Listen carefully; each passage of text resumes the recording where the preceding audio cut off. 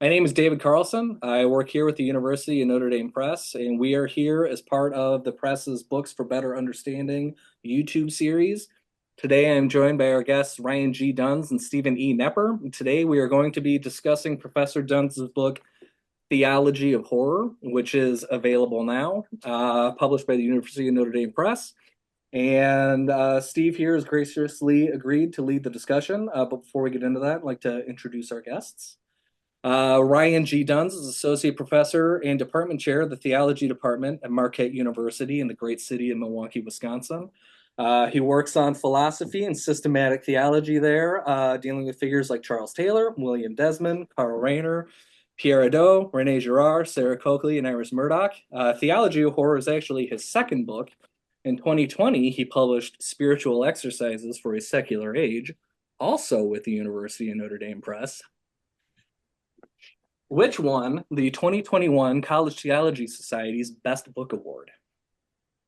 Steve Knepper is a professor of English, rhetoric, and humanistic studies with the English department at the Virginia Military Institute. His research and teaching interests include literature, philosophy, aesthetics, and religion. He has himself published or edited several books, most recently Byung-Chul Han, A Critical Introduction, which he co-wrote with Ethan Stoneman and Robert Willey in 2024. He also edited the book A Heart of Flesh, William Desmond and the Bible in 2023, and wrote Wonder Strikes, Approaching Aesthetics in Literature with William Desmond in 2022. Before we dive into the proper conversation, I want to say, Ryan, in anticipation of this, I was going through your book, and for those of you who haven't read this yet, when you pick it up, the introduction invites you to take a few minutes to watch the short film Lights Out. I watched the short film Lights Out. I'm not normally a horror fan, and I don't want to spoil it for all of you, but I anticipate that it's going to be looming large in my imagination at about 3 o'clock this morning.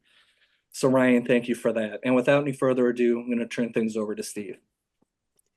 Yeah, thanks for asking me to lead this conversation and to interview Ryan. I've been a fan of Ryan's work for a long, long time.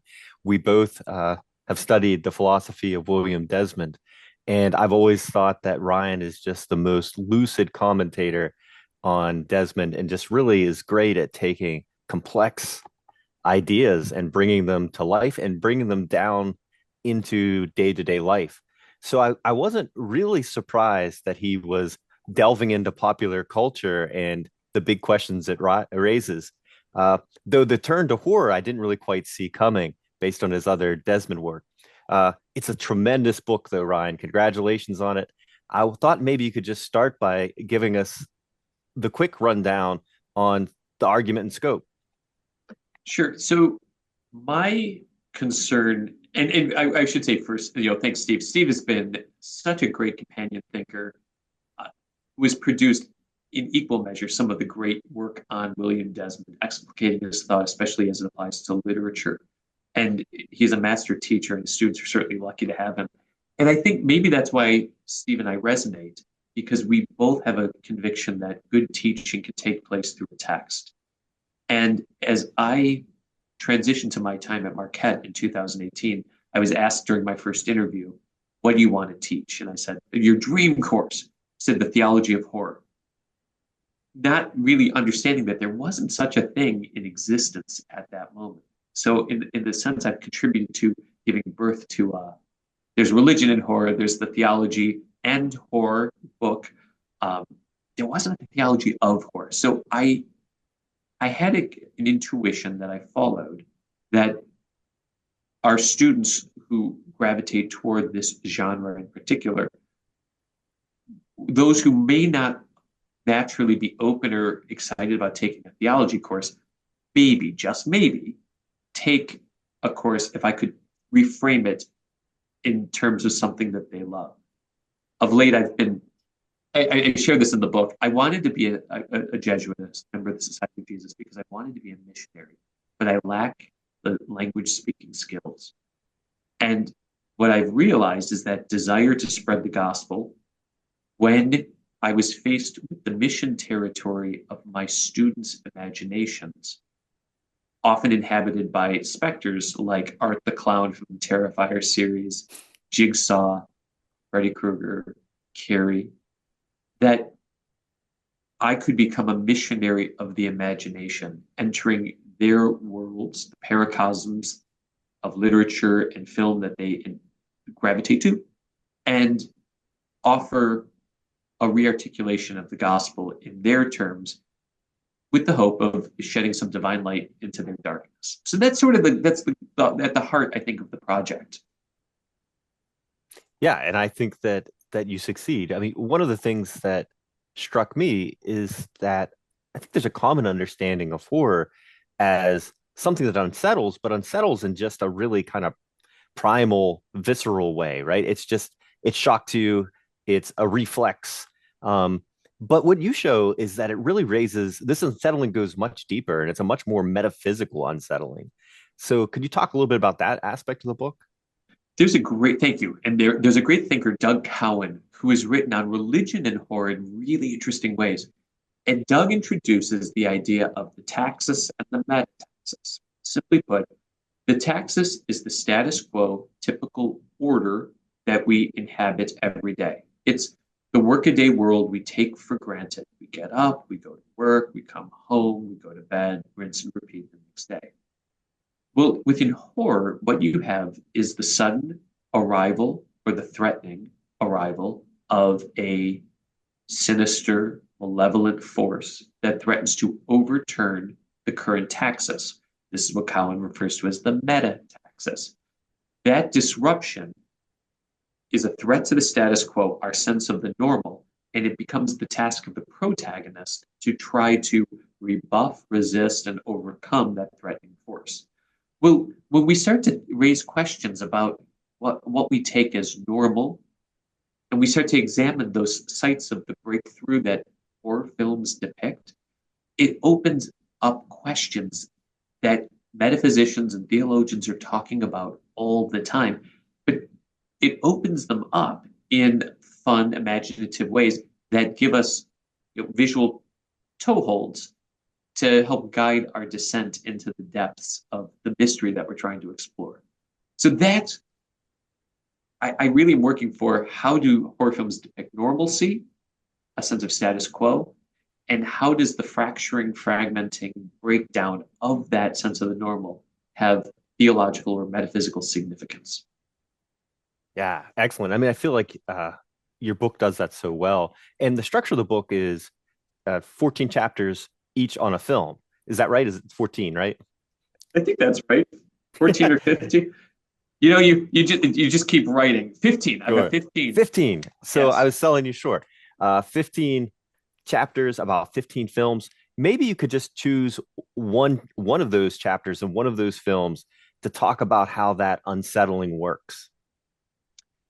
Yeah. So my current favorite, I think, remains the Black Phone. So the Black Phone is interesting because it's written the short story it's based on is written by Joe Hill, who's Stephen King's son. So he comes by his literary acumen, honestly. And the film stars Ethan Hawke, and it's about this troubled, broken family. The mother has died. The two children are left with their sort of, you get the sense, absentee, alcoholic father, abusive. The boy Finney is picked on at school, and what we learn is, in a dramatic way, he is the victim of an abduction by a serial child killer, known colloquially as the grabber. And in the basement where the boy is kept, there is a telephone that the cord has been cut. Yet mysteriously, Finney, the boy, is able to hear the call that comes through. And on the other end of the line, there are the voices of the grabber's other victims. And what we learn is that each of those victims has, in some way or another, attempted to escape. What happens with Finn, who at the end is listening to each of the voices, puts together all of their attempts, strings them, as it were, and is able to overcome evil. It's not one voice that guides him. It's a discerning, listening, and responding to that call that allows him to overcome his captor. Well, what I tell people, and I say in the book, before you watch the movie, say to yourself, God writes straight with crooked lines. you can put that on a Hallmark coffee mug. But then you watch the film and you do get a sense of how the divine can work in and through the everyday to bring out an unexpected conclusion. So in theological terms, we would talk about providence, the way God is actively present and at work in history, guiding it. And I find that students could gravitate to that. And it's a vivid, visceral, with a couple good jump scares, a dramatic depiction of something we otherwise might take for granted in our day-to-day lives. And so that's kind of how I try. I try to take a film that you may have seen, at the movie theater, you rented on Netflix, and then give a new way of looking at it that brings out some of its hidden depths. You also talk about some classic horror films, and one thing I really liked about the book is you weave in some anecdotes from your own childhood. So I was curious if you wanted to talk a little bit about those deeper roots, even before you became a Jesuit and started becoming this wonderful missionary of the imagination. Yeah, there's the final chapter of the book is on The Exorcist, and I have a very there are certain signal moments in your life where you say, "Oh, I remember where I was when I did this or when this happened," and it was the last day of school of my freshman year in high school at St. Ignatius in Cleveland, and I got dropped off by a friend's parent, went into the house, flipped on the television, and I think in those days it was. I mean, we certainly had a remote control, but you actually had to hit the button to get the TV itself to turn on. And it was on AMC, probably one of my parents watching the night before, and it was the Song of Bernadette. And for whatever reason, this 15-year-old boy sat down and I watched the whole of the movie and was completely captivated by it. And that night, my father and I watched The Exorcist. That was my first viewing. So on that day, two completely disparate realms of my theological imagination were occupied. Bernadette Subaru, Reagan McNeil, Pazuzu, Lancaster Merritt. And I think that weird, in our words of William Desmond, the imagination for me became a metaxu, where really bizarre forces could come to dwell in a creative, life-giving way. And the same as, on a Sunday morning, I would be sitting at Mass next to my brother and sisters and thinking about Jesus and Freddy Krueger at the same time because I watched The Nightmare on Elm Street 12 hours before. So the place of the imagination is almost like a laboratory where different species were being brought together, and the mutant hybrid of the imagination has been born, and it comes out as a book.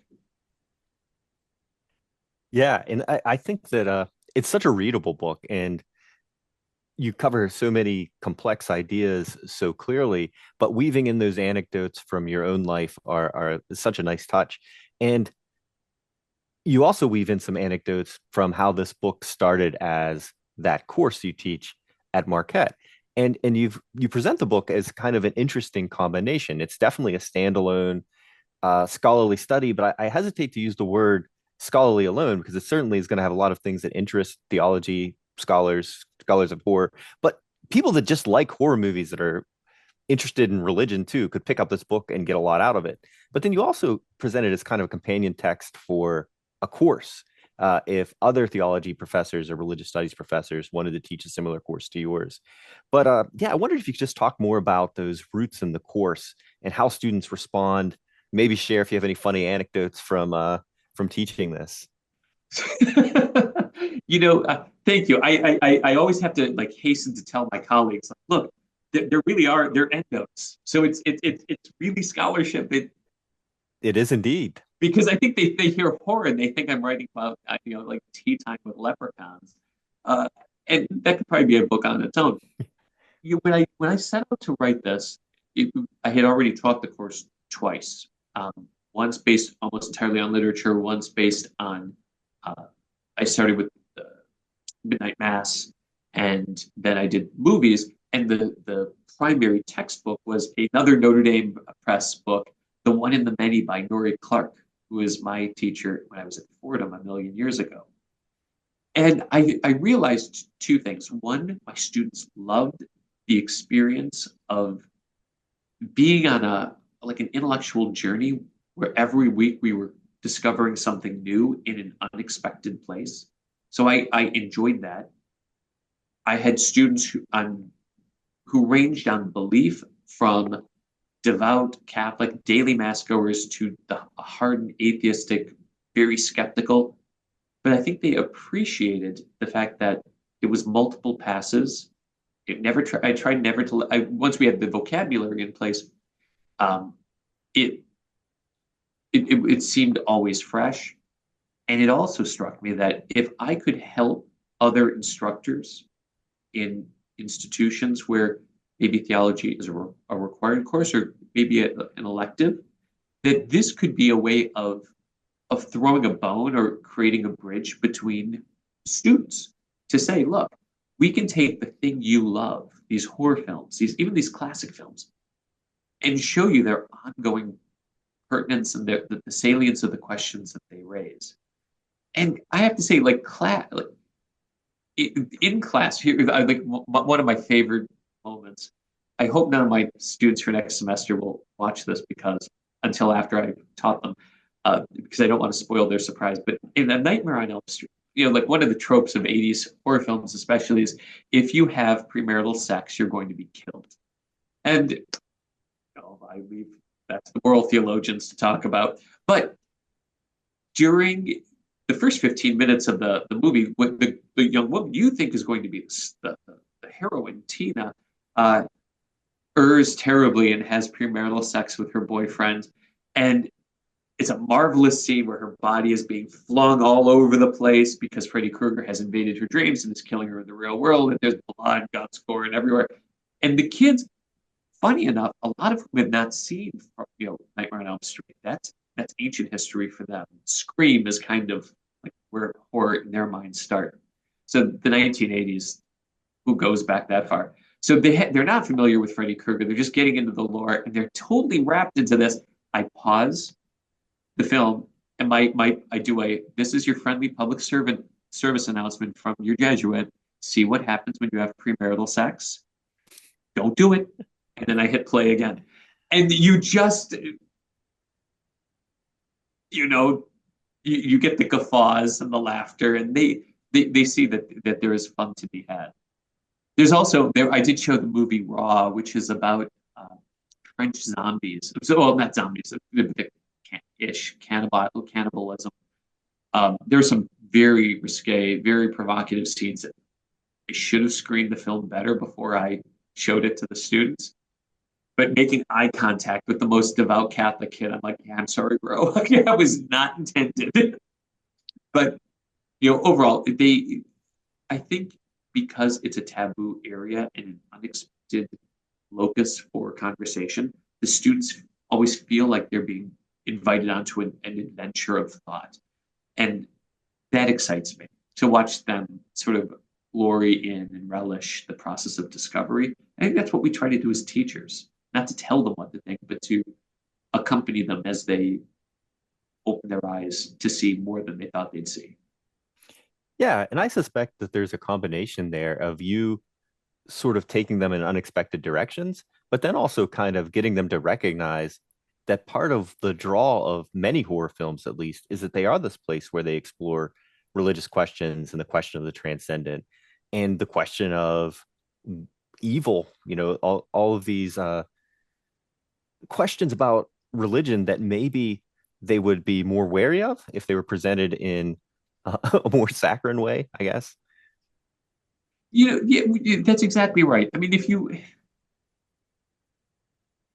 I would say it's for the worse. I'm not even going to say for better or worse. Most of our students associate religion with finger wagging, moralizing, and so they think of it as rules, prescriptions, what they're not allowed to do. And what I'm trying to get them to do is sort of what you and I have coalesced on with our work on Desmond of philosophy, theology as a way of life. a way of holding the world, engaging with the world, imagining how we can work within the world. And that takes time. It takes time to get them to shift away from their incredulity about aspects of religion to inhabiting a tradition, to see that this tradition enables them to look deeper than they expected, to feel more intensely than they might have hoped, and that it has the capacity to furnish them with tools that make the claims we profess in the creed on a Sunday more credible, believable, because it touches the world we live in. So what I like is, look, I saw Terrifier 2 on October 9th, or the Terrifier 3 on October 19th. That is a very bloody movie. It's pretty awful when it comes to violence. I mean, I'm not a gory person. But it's funny, like the students think nothing of the violence and gore of The Lion King. The Lion King, if you really think about it, it's a slaughterhouse. And we just take it for granted. At least because you've got the circle of life and you've got hyenas eating everything in the sun. Whereas the horror film at least has a self-awareness to call out, like, this is the bad guy who's doing terrible things.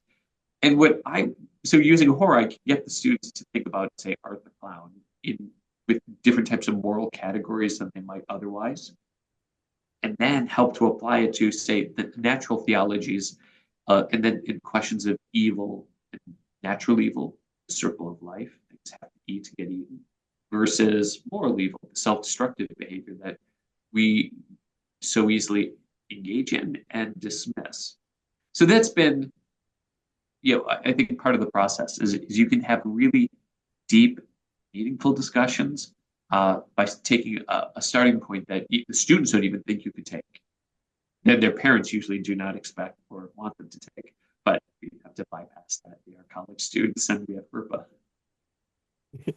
Yeah, it's certainly, horror sort of raises that problem of evil. But you brought up Nightmare on Elm Street, and as I was reading that chapter in the book, one of the things that really clicked to me, first of all, is I think it's one of the great examples of that unsettling of reality, of our sort of common sense notion of reality, because Freddy Krueger is invading the dreams, right? So, this, it doesn't get much more unsettling than that. But in addition to raising the problem of evil, it also kind of, in a strange way, points out the goodness of creation that you take for granted all the time.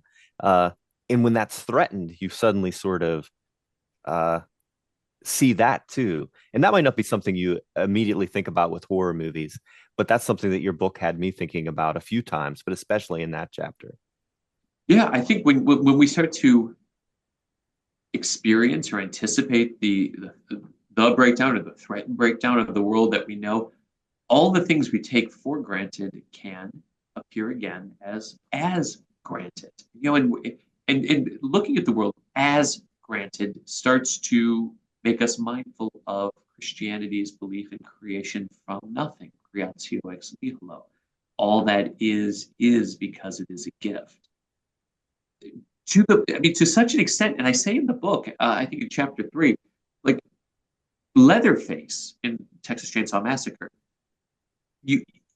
is a perpetrator of evil, yes, but because Leatherface there's a goodness in this, and that's part of what makes the evil perpetrated so awful. Like, this is a good and created to be good creature betraying its call as a being, as a human, in a terrible way by maiming and dismembering everybody he meets.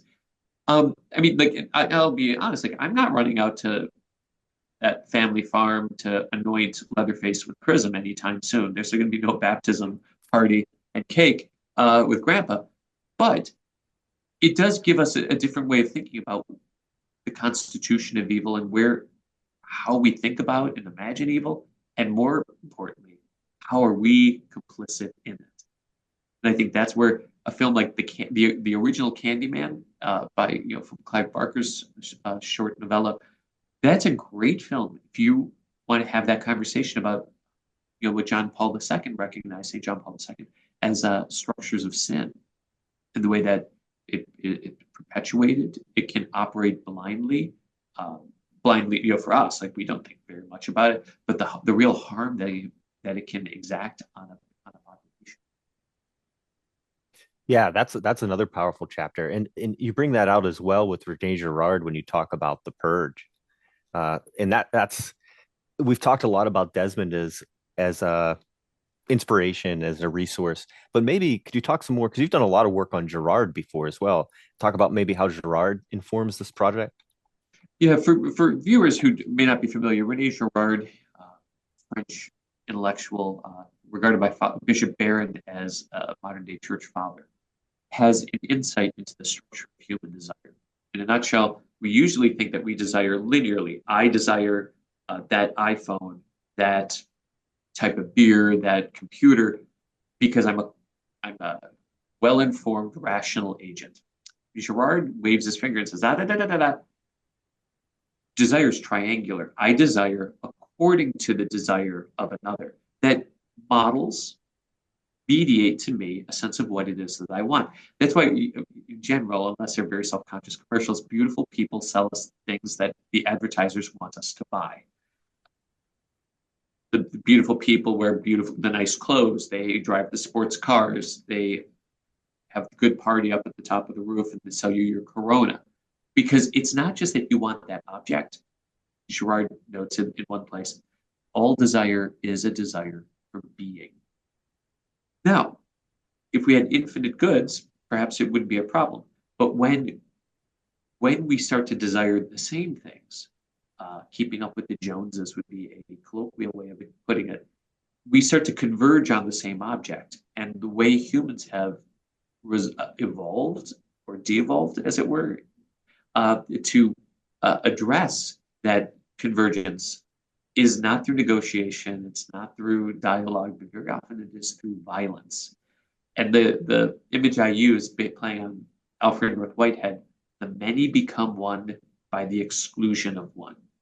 And so even people who are skeptical of Girard, I would just urge them, go and do lunch duty for junior high students and look at the way the tables are configured. If you do it for a week, you're going to see changes. Those changes are going to be the cool group becomes cool by excluding someone from its best. And that's what in the purge, you have that. You have a structure, economically informed, socially bolstering, as it were, like, it gives a sense of U.S. identity, that we are born again by being able to vent our anger, our rage out against any victim on purge night. And that's how, but who is disadvantaged in this film?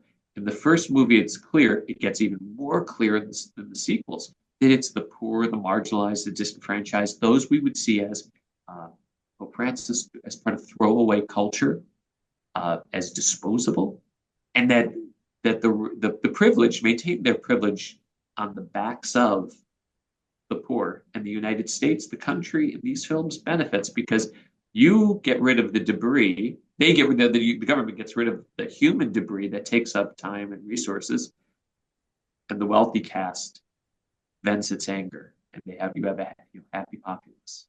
It's a very it's not, maybe it's not religion that's the opium of the masses. It's our capacity for violence, both knowingly and unknowingly perpetrated, that keeps us anesthetized to the world around us. Yeah. Maybe heading towards the end of our conversation, a question I have to ask is, what does a Jesuit that writes about horror do for Halloween? That is this may edify or shock some viewers, depending on your take on Jesuits. I celebrated Mass for students or in anticipation of All Saints Day. So I had the 10 p.m. Mass at St. Joan of Arc Chapel, and that ended around 10:45, and I went straight to bed. So it was a very tame. I got a workout in. I read some Karl Rahner for my grad seminar that I'm teaching, and I said Mass. So no Ouija board, no haunted house, No raging kegger. No murder. No exorcisms. No one's called. I wait. I did. I was on the news yesterday morning and I walked in and they were like, "Oh, that's a great costume." I'm like, actually, no. I'm not pretend. Like, what? That's great. Uh, So sorry, go ahead. I was just going to ask the question that you have to end every academic interview with is what are you going to work on next? So I've got four projects now cooking. I'm working with a fellow Jesuit, Father Doherty, on a project we've tentatively entitled The Devil's Advocates. And that is a scholarly assessment of exorcism claims. So our goal is to take the interviews of exorcists, some self-proclaimed, others maybe deputized by a diocese, Catholic and non-Catholic. And we want to look at their accounts and just ask the question, if what they're telling us is true, what does that mean about the world? So sort of, if the exorcism is a metataxis, well, what are the conditions of possibility that must obtain in the world are taxis for what they say to be true? So that's one project. I have a small book I'm sketching right now called Theology of Fear, Rupture, Revelation, and the Foundations of Theology, because I think fear is a really, especially in our anxious age, is something we could reflect more theologically on. I'm in discussion with some colleagues. With Dr. Connor Kelly, we co-wrote a book on an introduction to theology vis-a-vis Ignatian discernment. So we're thinking of writing a short book on discernment itself, the process for like college age students to help equip them with the tools necessary to make a good discernment for their lives, kind of finding where God's Spirit is moving their hearts and how they're being called to serve. And then of late, maybe it'll be my vanity project. I'd like to call it Missionaries of the Imagination. And I'd like to start looking at the contemporary imagination, how we understand imagination not being fanciful, but the way we construct, negotiate, reconceive, and reframe the world in which we live. And where are the openings for the gospel to be preached in a credible way? And I think horror is one of the first ways, but I could see this being done with comedy. I think it could be done with sports, our fascination with pop culture icons, and not in a silly or derivative way, but to ask, what do our desire to have, celebrities and idols and these icons of Taylor Swift and Aaron Rodgers or whatever, football, baseball, like that you think of. What does that tell us? And are these openings where the gospel can credibly enter and be preached credibly in a way that transforms hearts and minds with an encounter with the living God? So I'm more and more upfront about being evangelical Catholic in this way. Yeah, those sound like such great projects. And I think especially that last one, you can see how this book is the setup for a project like that. Uh, you know, there's a growing literature on horror, and there's some really good stuff. There's a lot of stuff that's not so good. That's, I call it fandom with footnotes. But yours strikes such a unique balance. And first of all, it's, the first, as you say, theology of horror.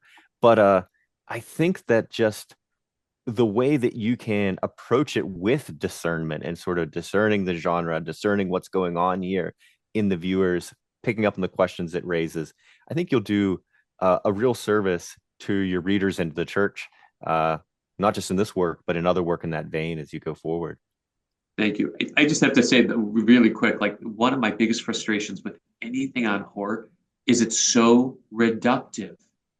Like so many of the authors writing on horror, it's just psychobiology. Oh, it's just the Oedipal complex, or it's a psychotherapeutic approach. Or I just don't think that's right. We're far too complex as creatures to have these one note, one-size-fits-all explanation. So I appreciate you saying that, because what I would love for scholars of this area, and I'll admit, like, I don't cite a lot of them because a lot of what they do I just found so overly reductive that it wasn't going to help me try to advance in a different direction. But maybe to like, challenge people to say, like, maybe there's more going on in the directorial, producer, narrative imaginations that can be just delimited to a pet theorem. Yeah, I think you succeed. All right, well, on that note, I think we're at time. So thank you both again for agreeing to do this. We've been talking about the Theology of Horror, Hidden Depths of Popular Films by Ryan Duns, which is available now. Thank you again. Thank you Thank so you. much.